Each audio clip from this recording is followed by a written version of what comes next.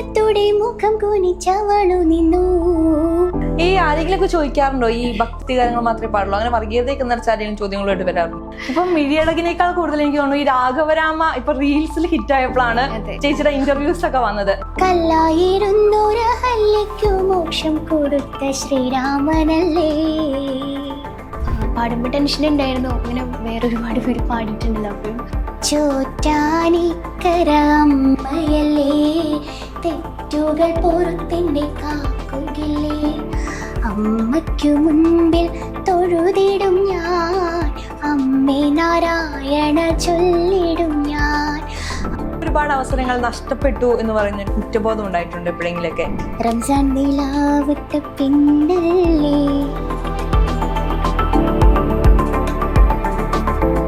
ഈ പാട്ടാണെങ്കിലും ഡാൻസ് ആണെങ്കിലും അതിനുള്ളിലേക്കെല്ലാം നമുക്ക് ഒരാവശ്യമില്ലാത്ത വർഗീയതയും അല്ലെങ്കിൽ നിറത്തിന്റെ രാഷ്ട്രീയം. തൂക്കണാം കുരുവിയോ താമരക്കുരുന്നോ, കാട്ടുപാലരുവിയോ താരിളം വിരുന്നു. വൈകാണ്ട് ഡോക്ടർ ശ്യാമയ്ക്ക് മാറും. ഹലോ വ്യൂവേഴ്സ്, നമ്മൾ മലയാളികൾക്ക് ഒരു പ്രത്യേകതയുണ്ട്. നമ്മൾ ഈ മതത്തിനും ഭാഷയ്ക്കും എല്ലാം അപ്പുറം എല്ലാ കാര്യങ്ങളും നല്ല രീതിയിൽ ആസ്വദിക്കുന്നവരാണ്. അതുകൊണ്ട് തന്നെയാണ് ഈ ഭക്തിഗാനങ്ങൾക്കൊക്കെ നമ്മുടെ നാട്ടിൽ ഇത്രയും കൂടുതൽ സ്വീകാര്യത ലഭിച്ചിരിക്കുന്നത്. ഒരു 2-3 മാസം കൂടി കഴിഞ്ഞ് കഴിഞ്ഞാൽ ശ്രീകൃഷ്ണ ജയന്തി വരികയാണ്. ആ സമയത്ത് നമ്മൾ വല്ല അമ്പലങ്ങളുടെ അടുത്ത് കൂടെ പോകുമ്പോഴും അല്ലെങ്കിൽ നമ്മുടെ ഇൻസ്റ്റാഗ്രാം റീലൊക്കെ ഒന്ന് ചുമ്മാ സ്ക്രോൾ ചെയ്ത് കഴിഞ്ഞാൽ നമ്മൾ തീർച്ചയായും കേൾക്കാൻ സാധ്യതയുള്ള 2-3 പാട്ടുകളുണ്ട്. ആ പാട്ടുകൾ പാടിയ കുഞ്ഞു ശബ്ദമാണ് ഇന്ന് എനിക്കൊപ്പം ഉള്ളത്. അത് ആരാണെന്ന് ഞാൻ പറയുന്നതിന് മുൻപ് നമുക്ക് ആ പാട്ട് ഒന്ന് കേട്ടു നോക്കാം. മിഴിയഴകു നിറയും രാധ, മുഴിയഴകു പൊഴിയും രാധ, മിഴിയഴകു നിറയും രാധ, മുഴിയഴകു പൊഴിയും രാധ, കണ്ണന്റെ മനസ്സിൽ വന്നിരുന്നവൾ, നീലക്കടമ്പിൻ ചോട്ടിൽ നീയിരുന്നു, നീരത വർണ്ണന ഞാൻ വരുന്നു, കോലക്കുഴലെടുത്തു ഞാൻ ഊതിപ്പാടവേ, കോലക്കുഴലെടുത്തു ഞാൻ ഊതിപ്പാടവേ, നാണത്തോടെ മുഖം കുനിച്ചവളു നിന്നു. അപ്പോൾ ഇപ്പൊ നിങ്ങൾക്ക് എല്ലാവർക്കും മനസ്സിലായിട്ടുണ്ടാവും ഞാൻ പറഞ്ഞ ആളാരാണെന്ന്. ശ്യാമ ചേച്ചിയാണ് ഇന്ന് നമുക്കൊപ്പം ഉള്ളത്. ചേച്ചി നമസ്കാരം. നമസ്കാരം. ചേച്ചിയുടെ പാട്ടുകൾ എനിക്ക് തോന്നുന്നു എന്റെ കുട്ടിക്കാലം മുതലേ നമ്മൾ വളരെ ആസ്വദിച്ച് വന്നിരുന്ന പാട്ടുകളാണ്. കൂടുതലും നമ്മൾ വിചാരിച്ചിരുന്നത് ഏതൊരു കുഞ്ഞിക്കുട്ടി പാടുന്ന പാട്ടുകളാണെന്ന് വിചാരിച്ചുകൊണ്ടിരുന്നു. ഈ ഇടയ്ക്കാണ് ചേച്ചിയുടെ ഫേസ് കുറച്ചും കൂടി റിവീലിംഗ് ആയത്. പണ്ട് നമ്മൾ സീഡിയുടെ പുറത്തൊക്കെ ശ്യാമ എന്ന് കാണുന്നുണ്ടെങ്കിലും നമുക്ക് അറിയില്ല ഈ ശ്യാമ ആരാണെന്നുള്ളത്. പക്ഷെ ഇപ്പൊ കുറച്ച് ഇന്റർവ്യൂസ് ഒക്കെ വന്നു, ലൈം ലൈറ്റിലേക്ക് വന്നു. എന്താണ് ഇപ്പൊ ഫീൽ ചെയ്യുന്നത്? ഒരുപാട് സന്തോഷം. ഒരു ഗായിക എന്നുള്ള രീതിയിൽ നമ്മളെ തിരിച്ചറിയുമ്പോൾ ഉള്ള സന്തോഷമുണ്ട്. പിന്നെ ഇനി മുന്നോട്ട് പോകുമ്പം ഇനി യൂസ്ഫുൾ അല്ലെങ്കിൽ ഹെൽപ്ഫുൾ ആവുന്നത്. ഇപ്പൊ അന്നത്തെ കാലത്ത് നമുക്കറിയാം CD കാസറ്റുകളൊക്കെയാണ്, ഇതുപോലെ സോഷ്യൽ മീഡിയ ഒന്നുമില്ല. അതുകൊണ്ട് തന്നെ നമുക്ക് നമ്മളെ പ്രൊമോട്ട് ചെയ്യാനോ അല്ലെങ്കിൽ ഈ പാട്ടുകളുടെ പിന്നിലൊക്കെ ആരാ വർക്ക് ചെയ്യുന്നതെന്ന് നമുക്കറിയില്ല. നമുക്ക് ആ സൗണ്ട് മാത്രമാണ് നമ്മൾ അത്രയും കേട്ട് പരിചയമുള്ള അല്ലെങ്കിൽ നമ്മൾ അത്രയും സ്നേഹത്തോടെ സൂക്ഷിച്ചു വെക്കുന്നത്. പക്ഷെ ഇന്നത്തെ കാലം അത് മാറി. അപ്പോ ഈ സമയത്ത് ഇങ്ങനെ നമ്മൾ കുറച്ചുകൂടി ലൈം ലൈറ്റിലേക്കൊക്കെ വരുമ്പോ ഇപ്പോഴാവും ചേച്ചിനെ മേ ബി ആൾക്കാർ കുറച്ചുകൂടിയും കൂടുതൽ മനസ്സിലാക്കുന്നത് പുറത്തേക്കൊക്കെ ഇറങ്ങുമ്പോ. അപ്പൊ അങ്ങനത്തെ റെസ്പോൺസുകളൊക്കെ എങ്ങനെയാണ്? ചെറുതായിട്ടൊക്കെ നമ്മളെ തിരിച്ചറിയുന്നുണ്ട്. അപ്പം സന്തോഷം. പിന്നെ പാടിയ പാട്ടുകളിലൂടെ അറിയുമ്പം അതിലിരട്ടി സന്തോഷം. ഇപ്പൊ മിഴിയഴകിനേക്കാൾ കൂടുതൽ എനിക്ക് തോന്നുന്നു ഈ രാഘവരാമ ഇപ്പൊ റീൽസിൽ ഹിറ്റ് ആയപ്പോഴാണ് ചേച്ചിയുടെ ഇന്റർവ്യൂസ് ഒക്കെ വന്നത്. രാഘവരാമ ഒന്ന് പാടാവോ? പാടാം, തീർച്ചയായിട്ടും. രാഘവരാമ ശ്രീരഘുരാമ സീതാഭിരാമ, സീതാഭിരാമ, രാജാധിരാജനായി 7 ലോകവും വാഴുന്ന രാമ രാമ, വില്ലും അമ്പും കൈകളിലേന്തിയ വില്ലാളി വീരനല്ലേ, കല്ലായിരുന്നൊരഹല്യയ്ക്കു മോക്ഷം കൊടുത്ത ശ്രീരാമനല്ലേ. ഇപ്പോഴേ നമ്മള് പണ്ട് കാലത്തൊക്കെ നമ്മളിപ്പോ ഈ അമ്പാടിക്കണ്ണൻ അങ്ങനെ ഒരുപാട് CD-കളാണല്ലോ, അതിലാണ് പാട്ടുകൾ വരുന്നത്. അപ്പോ നമുക്കറിയില്ല അത് ചേച്ചിയാണ് പാടിയത് അല്ലെങ്കിൽ ചേച്ചിയുടെ ഫേസ് നമുക്കറിയില്ല. അപ്പൊ എല്ലാ വീട്ടുകളിലും മിക്കവാറും ഈ CD ഉണ്ടായിട്ടുണ്ടാവും. എനിക്ക് തോന്നുന്നു കൂടുതലും ഹിന്ദു വീട്ടുകളിലൊക്കെ എന്തായാലും ഈ CD ഉണ്ടാവും.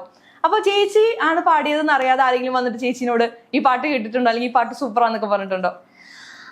നമ്മൾ യാത്രയൊക്കെ ചെയ്യുമ്പം കേൾക്കും, അല്ലാതെ ക്ഷേത്രങ്ങളിലൊക്കെ പോകുമ്പം ഷോപ്പുകൾ ഉണ്ടാവുമല്ലോ അടുത്തൊക്കെ. അപ്പം നമ്മൾ ഇങ്ങനെ ആകസ്മികമായിട്ടൊക്കെ എന്തെങ്കിലും വാങ്ങാനൊക്കെ കയറുമ്പം അടുത്ത ഷോപ്പിൽ പ്ലേ ചെയ്തിട്ടുണ്ടാവും.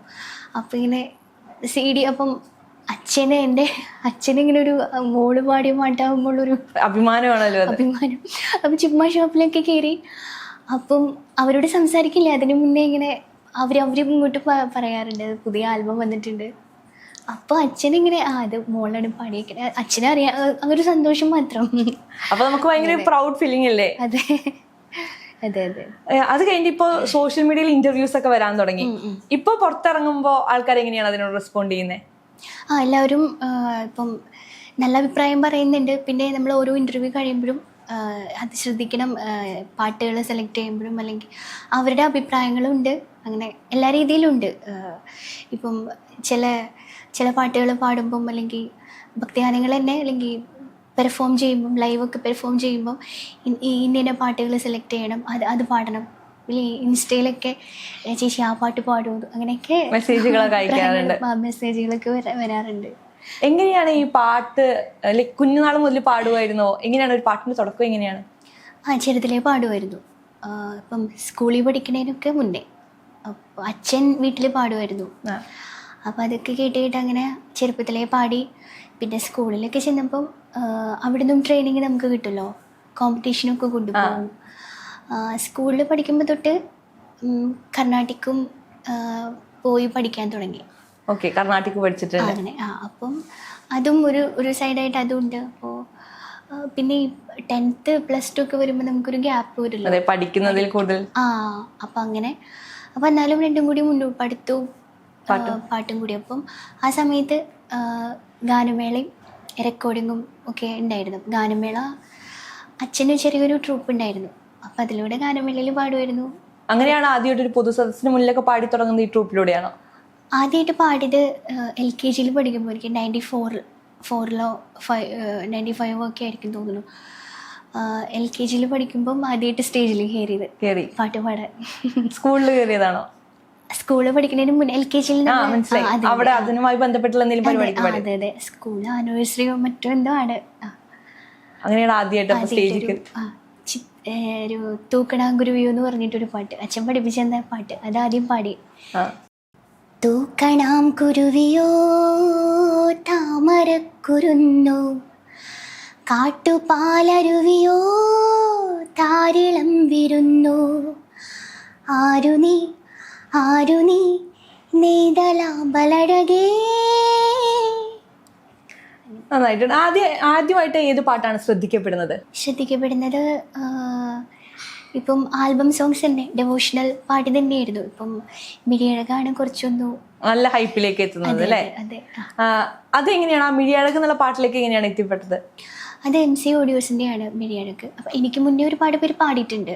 ഈ മിഴിയഴകല്ല, ആ ഒരു സ്കെയിൽ, അത് ആ ഒരു ടോണ് അതന്നെ, അത് കുറച്ച് ഫേമസ് ആണ്. അപ്പം നമ്മുടെ കേരളത്തിന് പുറത്തൊക്കെ നിറയെ പാടിയിട്ടുണ്ട് ഒരുപാട് പേര്. അപ്പം അതിൻ്റെ ഉത്ഭവം എനിക്കും അറിയില്ല കൃത്യമായിട്ട്. അപ്പം അതിങ്ങനെ റിമിക്സ് വേർഷൻ ചേച്ചിയോട് പാടുമെന്ന് ആരാണ് ചോദിക്കുന്നത്? MC ഓഡിയോസിന് വേണ്ടിയിട്ടാണ് ഞാൻ പാടുന്നത്. അപ്പം പാടുമ്പോൾ ടെൻഷൻ ഉണ്ടായിരുന്നു, ഇങ്ങനെ വേറെ ഒരുപാട് പേര് പാടിയിട്ടുണ്ടല്ലോ. അപ്പം ഞാനിങ്ങനെ അതിൻ്റെ പ്രൊഡ്യൂസർ ചേട്ടനോട് ഇങ്ങനെ പറഞ്ഞു, ഞാൻ പാടി ശരിയാവുമെന്ന് അറിയില്ല, സ്കെയില് അതിൻ്റെ ശ്രുതി ഇത്തിരി കൂടുതലാണ്. അപ്പോൾ പുള്ളി പറഞ്ഞു മഞ്ജു സ്റ്റാർ സിംഗർ വിഷ്ണു കുട്ടി പാടുന്നുണ്ട് അതിൽ. അപ്പോൾ ശ്യാമ ജസ്റ്റ് ട്രാക്കായാലും ജസ്റ്റ് ഒന്ന് പാടിയിടും നോക്കട്ടെ. അപ്പോൾ ഞാൻ എനിക്ക് പറ്റുമെന്ന് അറിയില്ല, ഞാൻ ശ്രമിക്കാം. അങ്ങനെ പാടിയതാണ്. അപ്പോൾ നമുക്കൊരു ആകസ്മികമായിട്ടുള്ളൊരു വിജയം എന്ന് പറയാൻ പറ്റുള്ളൂ. പ്രതീക്ഷയില്ല. അന്നത്തെ കാലത്ത് എല്ലാ ഗ്രൂപ്പ് സോങ്ങിലും അല്ലെങ്കിൽ ഗ്രൂപ്പ് ഡാൻസിലൊക്കെ ഉണ്ടായിരുന്ന ഒരു പാട്ടാണത്. ഇന്നും എനിക്ക് കൃഷ്ണ ജയന്തി ഒക്കെ വരുമ്പോ ഈ പാട്ടില്ലാത്തൊരു ഘോഷയാത്ര ഇല്ലാത്തൊരവസ്ഥയാണ് അല്ലേ? നാട്ടിലൊക്കെ ഈ കൃഷ്ണ ജയന്തിയുമായി ബന്ധപ്പെട്ട പരിപാടികൾക്കൊക്കെ ഈ പാട്ടൊക്കെ പാടി? ഞാൻ അങ്ങനെ പാടിയതായിട്ട് ഓർക്കുന്നില്ല, കേൾക്കാറുണ്ട്. സ്റ്റേജ് ഷോകളിൽ ഈ പാട്ട് പാടാറുണ്ട്? ആരെങ്കിലും ചോദിക്കാറുണ്ടോ ഈ പാട്ട് പാടാനൊക്കെ? 1-2 പ്രോഗ്രാമിന് പാടിയിട്ടുണ്ട്. സ്ഥിരമായി പാടാറില്ല? ഇല്ല, അപ്പോഴേക്കും എനിക്ക് പ്രോഗ്രാംസ് കുറഞ്ഞു വന്നു. അപ്പോൾ ഗാനമേള കുറഞ്ഞു, പിന്നെ റെക്കോർഡിങ്ങിലേക്ക് മാത്രമായി. ഓക്കെ. ചേച്ചി പഠിക്കാനൊക്കെ ആയിട്ട് പോയപ്പം അങ്ങനെ കുറച്ച് ഗ്യാപ്പൊക്കെ വന്നു. മ്യൂസിക് തന്നെയാണ് പഠന വിഷയമായിട്ടും തിരഞ്ഞെടുത്തത് അല്ലെ? അതെ അതെ അതെ. ഈ മിഴിയഴക് പാടുമ്പോ ഇപ്പൊ എത്ര വയസ്സുണ്ടായിരിക്കാം? മിഴിയഴക് പാടുമ്പോൾ എനിക്കൊരു 17-18, 2010-11 അതിന് ശേഷമാണ് 20-21 വയസ്സ് ആ ടൈമിലാണ് എനിക്ക് കൃത്യമായിട്ട് അതൊരു കുഞ്ഞിന്റെ സൗണ്ട് ആയിട്ടാണ്. നമ്മൾ ആരും പ്രതീക്ഷിക്കുന്നില്ല 20-21 വയസ്സുള്ള ഒരു പെൺകുട്ടി പാടുന്ന പാട്ടാണെന്ന് ആരും പ്രതീക്ഷിക്കുന്നേ ഇല്ല. ചേച്ചി പാടിയ പാട്ടുകളിൽ കൂടുതലും നമ്മളൊരു ഫീമെയിൽ വെർഷനിലാണ് നമ്മൾ കണ്ടിരിക്കുന്നത്. അതിന്റെയൊക്കെ മെയിൻ ആയിട്ടുള്ള ആ പാട്ടിൽ അഭിനയിച്ചത് പെൺകുച്ചായിരിക്കും. പക്ഷെ ഒരു ആൺകുട്ടിക്ക് സൗണ്ട് കൊടുത്തിട്ടുണ്ട്. ഒരു ആൺകുട്ടി മെയിൻ ആയിട്ട് അഭിനയിച്ചൊരു പാട്ട് പാടിയിട്ടുണ്ട്. ആ പാട്ടൊന്ന് പാടാവോ? പാടാം. ഇത് ഒരു തമിഴ് സോങ്ങാണ്. അയ്യപ്പനെ സ്തുതിക്കുന്ന ഒരു പാട്ട്. ശരണമരുൾ ദേവനേ சாமியே சிவனின் மகனானனி ஐயனே சனி பலன் தீரவே காக்கவே சபரிமலை வாசனே தேவனே. ഈ പാട്ട് ഇങ്ങനെ പാടുമ്പോഴേ അതിന് വോയിസിന് വേറെ എന്തെങ്കിലും ചേച്ചി എക്സ്ട്രാ ആയിട്ട് എന്തെങ്കിലും ആഡ് ചെയ്യുന്നുണ്ടോ? അതോ ലൈക്ക് നോർമലി ഒരു സ്ട്രെസ് കൊടുക്കാതെ പാടും? നല്ല ചോദ്യമാണ് ചോദിച്ചത്. സാധാരണ ഇതൊക്കെ ശ്രദ്ധിക്കണ ഒരു കുറവായിരിക്കും. ചിലർ ശ്രദ്ധിക്കും. നമ്മൾ ചേച്ചി പഠിപ്പിക്കുന്നവരോട് പറയാറുണ്ട്, പാട്ട് പഠിപ്പിക്കുന്ന കുട്ടികളോട് പറയാറുണ്ട്, നമ്മൾ പാട്ട് പാടുമ്പം ഈ റെസൊണൻസ് എന്ന് പറഞ്ഞിട്ടൊരു സംഭവം ഉണ്ടല്ലോ, അനുരണനം. പാടുമ്പോൾ തന്നെ അത് നമ്മൾ ആരാധിക്കുന്ന പാട്ടുകാരുണ്ട് ഒത്തിരി അല്ലേ, ഫിലിം ഫീൽഡിലൊക്കെ. അപ്പോൾ അവർ പാടുമ്പോൾ ഒരുപാട് കാര്യങ്ങൾ നമുക്കതിൽ നിന്ന് പഠിക്കാനുണ്ട്. ആ കൊടുക്കുന്ന ഒരു വൈബ്രേഷൻ, പിന്നെ ആ നോട്ട് ഇങ്ങനെ സസ്റ്റെയിൻ ചെയ്ത് നിൽക്കുമല്ലോ, അപ്പം അതൊക്കെ ഒന്ന് ശ്രദ്ധിക്കും പ്രത്യേകം. അപ്പം നമ്മളായിട്ടിടുന്ന ഒരു ഭംഗി, ഒരു എഫക്റ്റ്, നമ്മളായിട്ട് കൊടുക്കുന്നൊരു എഫക്റ്റ് ഉണ്ട്. പിന്നെ ചില പാട്ടുകളിൽ ഇപ്പം ഈ ഓട്ടോടോണൊക്കെ ചിലർ അല്ലാതെ എഫക്റ്റ് ഇടുന്നുണ്ട്. അതല്ലാതെ മാക്സിമം നമ്മുടെ പാട്ടിൽ തന്നെ നമ്മളൊരു ഫീല് കൊണ്ടുവരാൻ നോക്കും. ഇങ്ങനെ ഏറ്റക്കുറച്ചിലൊക്കെ ആയിട്ട് അത് ഇങ്ങനെ പറയണമെന്ന് എനിക്കറിയില്ല. പാടി നോക്കിയിട്ട് ഇപ്പം എക്സാമ്പിൾ പറയുകയാണെങ്കിൽ ഇപ്പം ഈ പാട്ടൊക്കെ ഇല്ലേ, മെല്ലയൻ കണ്ണിലെ കുഞ്ഞു കണ്ണാടി, അതിലൊക്കെ ആ ഹമ്മിങ് ഉണ്ട്.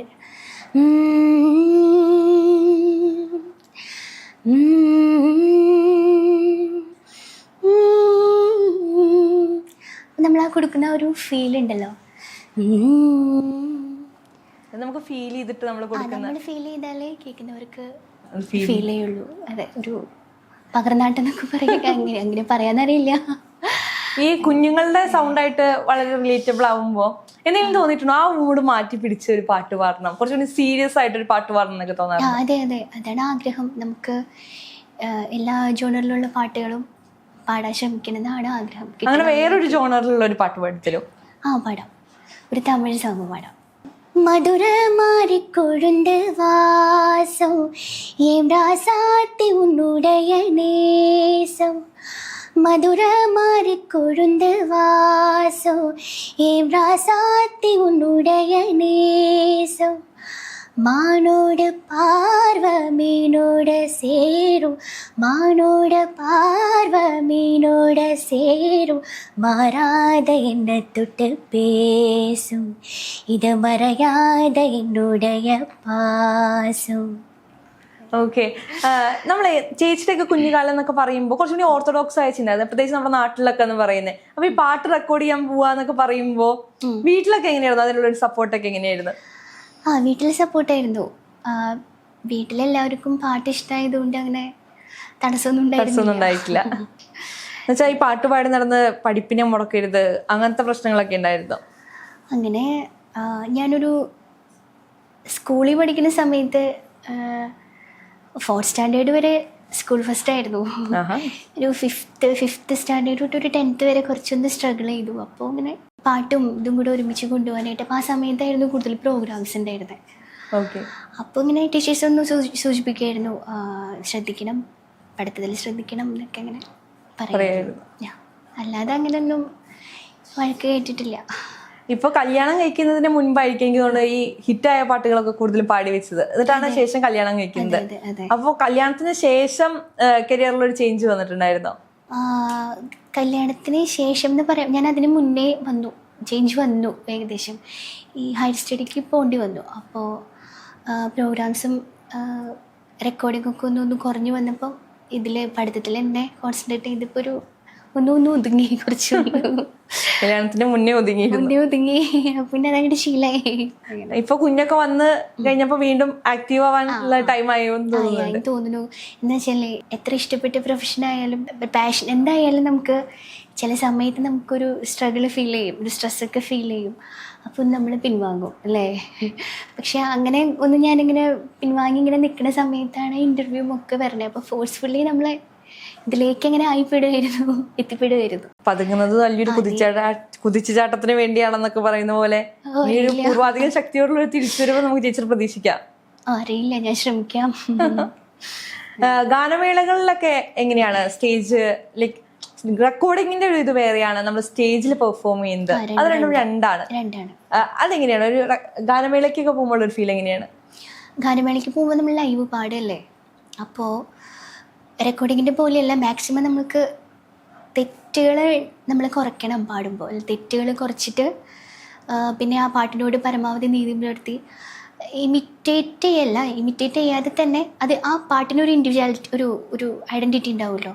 ഇപ്പം പല സിംഗേഴ്സല്ലേ പാടിയിട്ടുണ്ടാവാം. അപ്പം ഒരാളുടെ വോയിസ് ആയിരിക്കില്ല, ഫീമെയിൽ ആയാലും മെയിൽ ആയാലും.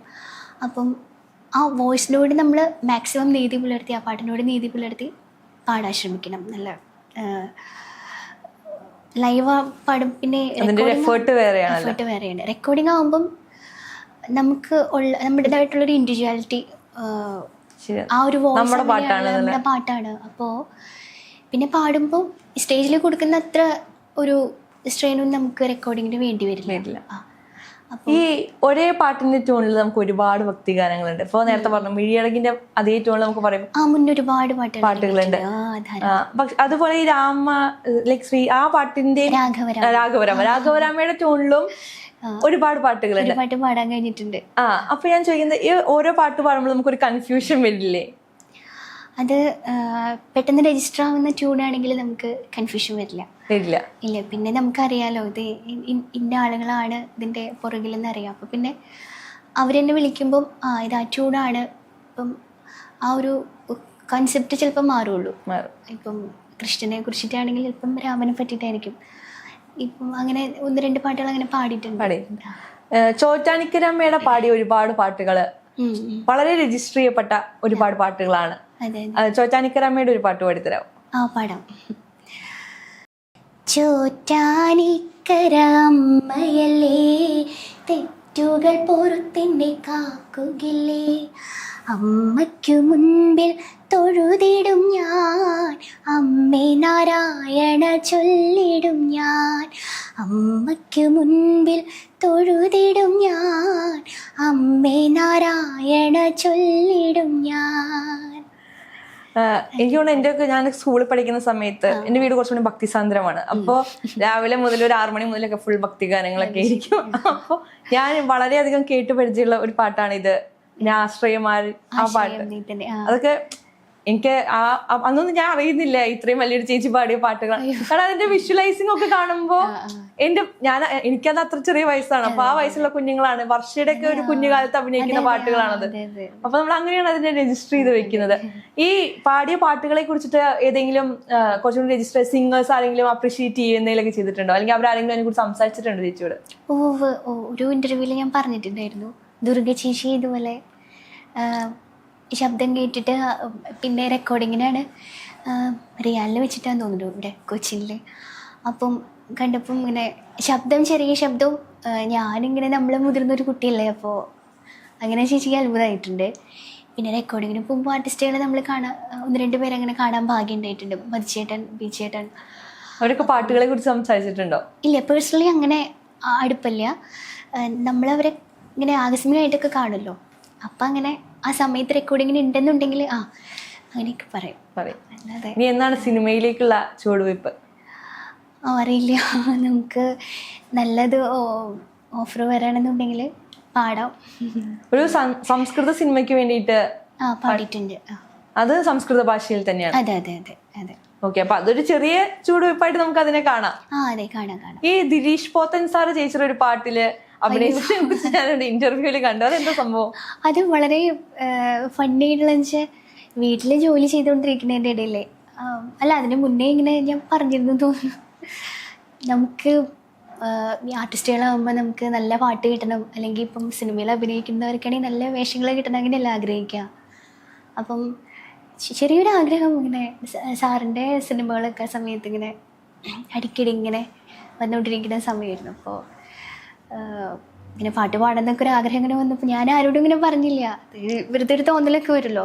അപ്പം അതങ്ങനെ ഉള്ളിൽ ഒതുക്കി ജോലിയൊക്കെ ചെയ്യണതിൻ്റെ ഇടയിൽ ടി വിയിൽ ഇങ്ങനെ വന്നപ്പോൾ അപ്പം ഞാൻ ചേച്ചി പാടിയ പാട്ടേ കേൾക്കണേ. അപ്പം ഞാൻ അടുക്കളയിൽ നിന്ന് വന്ന് നോക്കിയപ്പോൾ മേലെ മേലെ ഒരു കാവുണ്ടേ എന്ന് പറഞ്ഞൊരു സോങ്, ഒരു സീരിയൽ, ഒരു കുട്ടി അത് അഭിനയിക്കുന്നു തോന്നുന്നു.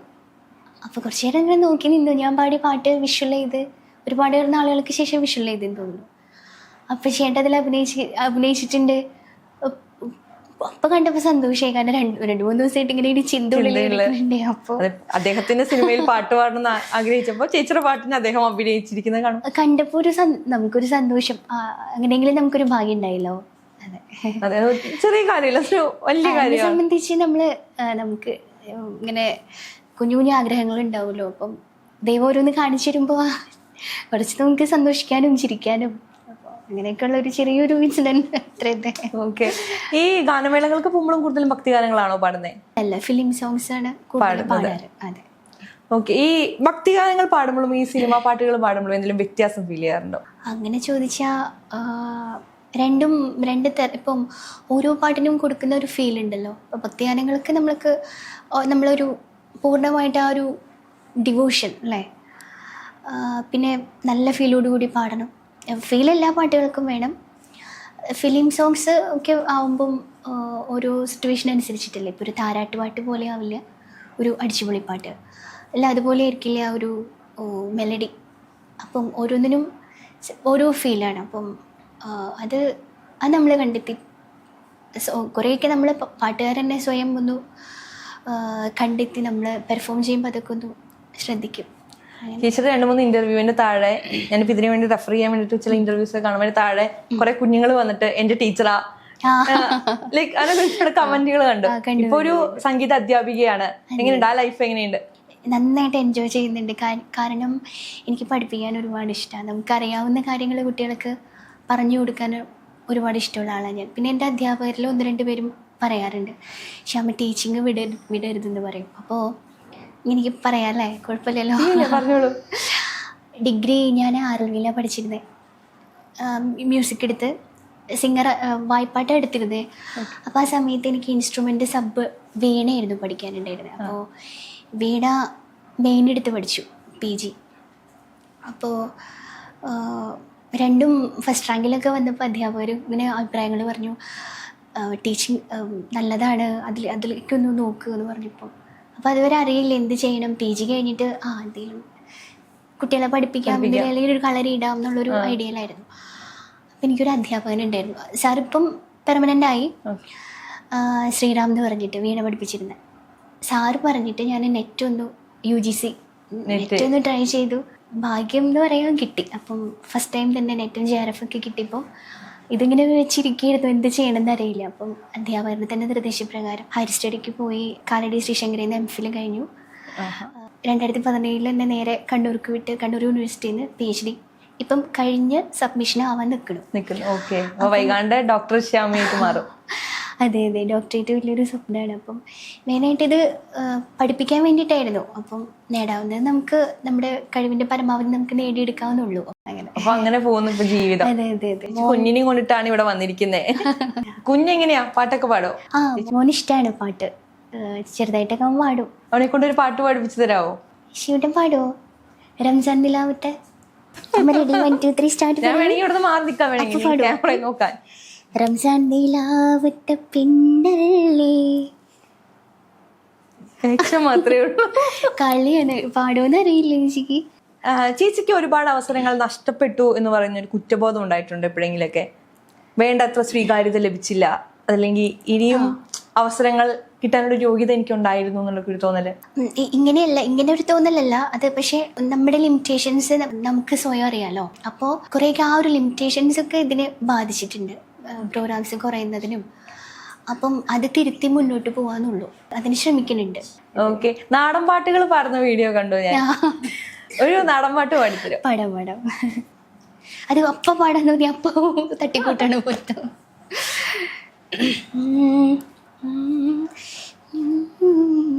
താലലം താലലാലേ താലാലേ താലലം താലലാലാ താലലം താലലാലേ താലാലേ താലലം പൂലലാലാ തെച്ചിറ കുഞ്ഞാങ്ങിളെ ആങ്ങിളെ ചാഞ്ഞ മുടിക്കാരാ നിക്കൊരു പേലിക്കൊട കുഞ്ഞാളെ കെട്ടിച്ചും കൊണ്ടരടാ താലലം താലലാലേ താലാലേ താലലം താലലാലാ താലലം താലലാലേ താലാലേ താലലം പൂലലാലാ. ഓക്കെ. ഈ ആരെങ്കിലൊക്കെ ചോദിക്കാറുണ്ടോ ഈ ഭക്തിഗാനങ്ങൾ മാത്രമേ പാടുള്ളൂ അല്ലെങ്കിൽ ഹൈന്ദവ ഭക്തിഗാനങ്ങൾ മാത്രമേ പാടുള്ളൂ, അങ്ങനെ വർഗീയതയൊക്കെ നിറച്ച ആരെങ്കിലും ചോദ്യങ്ങളായിട്ട് വരാറുണ്ടോ? ഒന്നോ രണ്ടോ പേര് ചോദിക്കുന്നവരുണ്ട്. ഉണ്ട്. എന്താ ചോദിക്കുക? കുറേയൊക്കെ അങ്ങനെ നമ്മൾ ഒതുങ്ങി പോയിട്ടുണ്ട്. ഭക്തിഗാനങ്ങൾ മാത്രം കൂടുതലായിട്ട് പാടിയോണ്ടായിരിക്കാം അത് തന്നെ പിന്നെ റെക്കോർഡിങ്ങിനായാലും. ഓക്കെ. പിന്നെ എല്ലാരും വിളിക്കുന്നത് അതുമായി ബന്ധപ്പെട്ടിട്ടുള്ള കാര്യങ്ങൾക്ക് മാത്രമായി മാറി. അപ്പൊ സങ്കടം ഉണ്ടോ അതിന്? ചെറുതായിട്ട്. ഒരു വലിയൊരു ഏരിയയിൽ നിന്ന് ചെറിയ ഏരിയയിലേക്ക് ഒതുക്കപ്പെട്ടു എന്നുള്ളൊരു. അങ്ങനെയല്ല ശില്പ, അത് നമുക്ക് പലതരത്തിലുള്ള പാട്ടുകൾ പാടണമെന്നല്ലേ നമുക്ക് ഗായകർക്കാനൊക്കെ ആഗ്രഹം. അങ്ങനെ ഒരു ചെറിയൊരു വിഷമം. ഓക്കെ.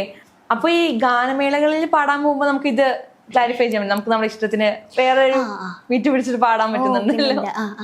ഇപ്പം വോയിസ് ഒക്കെ ഒന്ന് റെക്കോർഡിങ്ങിന് പാടുമ്പം നമ്മുടെ അതേ വോയിസ് തന്നെയല്ലേ വരുള്ളൂ. പക്ഷേ ലൈവ് ഒക്കെ പാടുമ്പോൾ കുറച്ചൊന്നു മാറ്റി പാടാൻ നേരത്തെ പറഞ്ഞല്ലോ, മാറ്റി പാടാൻ ശ്രമിക്കാറുണ്ട്. ഇപ്പം ഹിന്ദി സോങ്സ് തമിഴൊക്കെ പാടുമ്പം നമുക്ക് ആ ഒരു ത്രോ പാട്ടിന് ഉണ്ടായ ഭംഗിയായിരിക്കും. ഓക്കെ. ഇപ്പൊ റീസെന്റ് ആയിട്ട് വന്നിട്ടുള്ള ഏതെങ്കിലും ഒരു ഫാസ്റ്റ് സോങ് പാടിത്തരോ? പാടാം. भेके नजर के सिक्के उसने बिक गई हूँ मैं, उसने जो छू लिया तो है लगे के नहीं हूँ मैं. यूं तो प्रेमी 75 हमारे, ले जा तू कर 77 इशारे, दिल मेरा मुफ्त का